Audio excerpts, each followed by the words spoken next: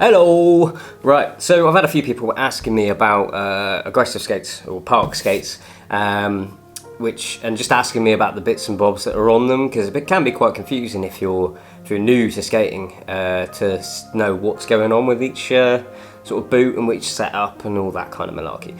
So I thought if I make a little video and then I put it up, it's almost like people can just use this as a reference to what they want to know. So let's dig straight in. First things first, there are a couple of different types of the actual boot themselves. So you have what's called a hard boot. This is the USD Aeon Sam Croft model. There's red, as you can see. But these are covered in a suede material. So what these actually are is a hard boot. So a hard boot is where it's just full plastic right the way around. Like I say, covered in suede, so it looks soft, it's actually plastic right the way around it. So right the way around that is completely plastic, okay? The other ones is a soft boot. So this is my current setup, and this is very similar. It does have plastic around the outside, but the top of it, if I can do it, is very soft and squishy, lots of material. So this is a soft boot, so it almost gives you like a trainer sort of feel, which is kind of what I prefer. And then we have these ones. Is an adapt skate, which is essentially a custom built skate. Very soft boot. Again, on the top, it does have a hard shell underneath. This one is carbon, which means that you could bang it in the oven and heat mold it to your foot. These cost a lot of money, and I don't skate them anymore. But I can't part with them because they just look nice. So yeah, that's the three different types of skates you can get. So hard boot, soft boot, and then there's a carbon boot. The reason why this one is different is because it's got an inbuilt liner, which you can see is very similar to roller skates in that way, but it's all one piece. There is no liner. What is a liner? A liner is almost like a sock or a slipper, like this, that goes inside your skate. Now, this one has one. This is the liner on here, so you can see it's not part of the skate. It just slips straight in. So does the other one. So these you can buy them aftermarket. This is a Rain V3, which I bought for another set of skates, which I got coming. And yeah, this is interchangeable. It just means that if you get a skate that's maybe a little bit tight, 9 times out of 10 you could get a liner which is a little bit smaller than the actual skate, and it will fit in there perfectly fine. My advice when buying skates, when buying liners, is go on the Mondo, which is the centimetres. Most places will put up on there what is the Mondo, because European, UK, US sizes are all a little bit different depending on the manufacturer. So always look for the Mondo on the centimetre scale, so you can get the correct size of your actual foot. Okay, so that is liners.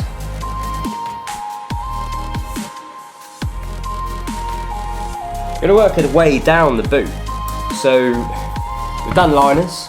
Now we move on to cuffs. Cuffs are the plastic bit around the sort of ankle area of your boot, which gives you the support.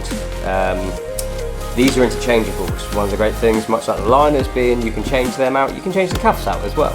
So these have the Aeon standard cuffs, these are the Seba CJs, as you can see they've got the cuff on them there as well. I do have a cuff around here somewhere, at least I did, that is not on a skate, so you can see what it looks like. This is the cuff, just like I say, it's a bit of plastic. 2 bolts either side, fit to your skate. This is a Seba one for the Seba CJs when I was feeling all white. On top of the cuff there is the area for your buckle. Your buckle is essentially it's plastic ratchet strap sort of style buckle. I don't use them. I'm more of a Velcro strap kind of fella. Velcro, because then it's partially probably because I'm lazy and I can't be asked to figure out how many clicks I need to get to the tightness that I like. I just like ratcheting them up, feeling nice and tight to where I like them, and then I don't have to worry about it. So yeah, Velcro strap. I'm lazy. What do you want from me? So yeah, that will be the cuff, the buckles, and then we move on to the sole plates. Sole plates. What is a sole plate? Sounds a strange thing to have on a skate. A sole plate is the plastic that goes on the bottom of your boot. Okay, so this one's a blackened. This one is a Icon sole plate, which is not the original sole plate that came with these skates. That is this one. So this is what a sole plate looks off the boot. See, it's just 2 bolts goes into the bottom of the boot to keep it secure. Has spaces for grinding there and on the inside. Interchangeable depending on what you want, because there's many different sole plates out there. The Adapt one down here is a different one altogether. It's got different mounting and it's got little holes to make it slide better. The soles are for sole tricks, so if you slide and do tricks where the boot is sliding along like that. Slidey. They come thicker, they come thinner, again, customizable, whatever you want you can put on them pretty much. Some need a little bit of modding, maybe with Dremel or whatever to get what you want, but pretty much all sole plates will fit on every boot. There is a difference between a flat heel one. All my skates are flat boots. You do get skates with a raised heel versus like roller skates. Most of them have a raised heel. There are certain rollerblades that have the same thing, and those sole plates will fit on those, and then on the flat boots, the sole plates will fit on it. So yeah, that's always something to consider as well. There's a company called Them, and they are a raised heel boot, and the USD Sway is also a raised heel boot, which basically means that these sole plates will not fit on those boots without modification. You can mod them so that they do, but depends how handy you are really. I'm not very handy. Right, sole plates done, we'll move on to frames. Right, moving on to frames, but before I move on to frames, I just wanted to mention this 45-degree strap here. You see them on some rollerblades, not all rollerblades have this 45-degree strap. Some people don't like them, some people do like them. I like them. They basically keep your ankle in the boot, so you don't get what's called heel lift, which heel lift is obviously when you'll be skating along, you go to do a jump or something, you can feel your heel raise in the back of the boot. This 45-degree strap here, interchangeable, you can change these out when they break because they're only a couple of screws. It just keeps your foot really nice and locked in there. Has them on. The Adapts also have them, but the Aeons do not. Some skates you don't feel like you don't need them, and these are ones that you don't really need. A 45-degree strap. Yet there are some models with them, so you're covered either way. If you like them, great. If you don't worry about it. So frames. Frames are essentially the part of the boot which your wheels are connected to. So this is the frame here, framey frame. Now there are a few different types of frames because we like to mix things up a little bit, and everybody has a different way of skating, so that everyone can have something. This boot is very different to every other boot on the market. Okay, so whereas everything is interchangeable on the other skates, on the USD Aeon, the whole selling point of them is that they are one boot. So this red bit here is white plastic, and everything for the sole plate, for the frame, it's all one piece. So you can't change anything out on an Aeon. But that's the whole selling point, because it just makes it so it's one piece. It just feels complete. You get a lot more responsiveness when you're rolling, which is great for beginners, but it's also great for more experienced skaters as well. You just feel like you're getting nice energy transfer, and it feels part of you, which is the whole selling point of these. So anyway, regardless of, this is what's known as a flat frame. Flat frame is where all the wheels are the same size. Okay, so these are all, I think they're 60mm wheels, they're all the same size. So all the wheels are rolling at the same time. So that's a flat setup. This part here is called the H block. It's called a H block because if you look at it, it resembles a H. If you took the wheels off, the frame would basically be a H shape. Okay, so this is a flat frame.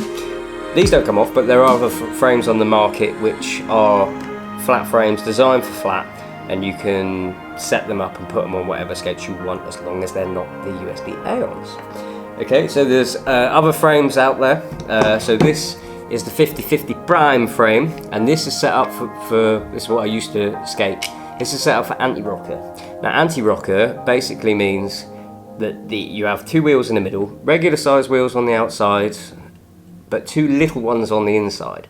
Now these are small wheels, I think they're 45mm, and they're very hard, so they're like 105 to 110A, okay? And the idea with them is that they just slide all over the place.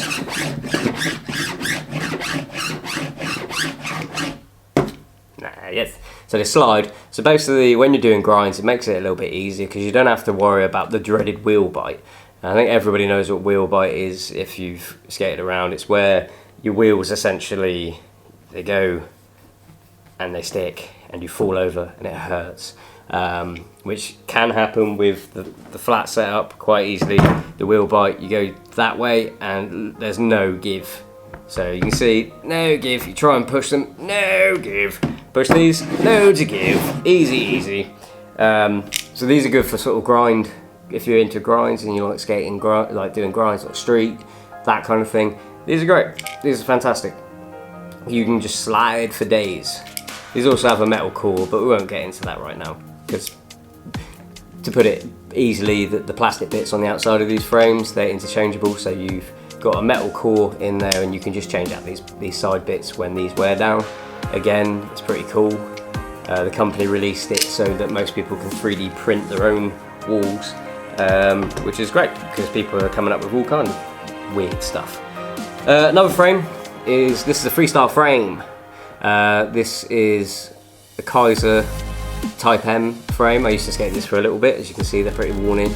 The difference with these ones, the freestyle frame, is that there is no wheels in the middle. So you'd have wheel on either side, on the outside, but you have no wheels in the middle, just a massive H-block. See, the H-block here is absolutely huge. The idea for that is they're not as popular now as they used to be, but the idea is that you can just pretty much grind anything, like, because you've got this ridiculous space that you can just slide, and you know, they're interesting. You can grind anything. You can grind a wall, you can grind a shopping trolley, pineapple tree, anything really. The other frame that I do have here is the one that I'm currently skating, and this is called a wish frame. A wish, it's not spelt right, but you know, what are you going to do? So the wish frame, this one kind of pulls the anti-rocker and the flat together. So the way this one works is that you can have bigger wheels on the outside, so these are 64mm, and you can have smaller wheels on the inside, and these are 56mm. They're the same hardness, so, but what it does is the way the bolts are spread out here, so these ones, it's upside down, but these ones are sort of lower than these ones. It means that I still get a flat ride with these, so you get all wheels on the ground, so you get the nice responsiveness and speed from having all of the wheels on the ground, but because these are smaller, you get a bigger H-block groove. And that means it kind of works like anti-rocker. So this one combines the flat setup and the anti-rocker setup, therefore creating it a mishmash of loveliness.